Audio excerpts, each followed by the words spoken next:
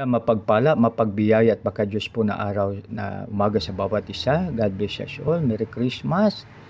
Salamat mga kapatid sa inyong panahon para tayo sama-sama pakinggan ang magandang balita sa umaga ito. Dito na po tayo sa mga awit 33:4. Akin pong babasahin. Si Yahweh ay tapat sa kanyang salita at maaasahan ang kanyang ginawa. Purihin na po ang Diyos sa pagbasa ng kanyang salita. Tayo manalangin. Panginoon, maraming salamat po sa iyong kagandang loob sa bawat isa sa amin. Lord, maraming salamat sa pangalan ni Jesus na aming Panginoon tagapagligtas. Lahat po ay magsabi ng Amen. Si Yahweh ay tapat sa kanyang salita at maaasahan ang kanyang ginawa.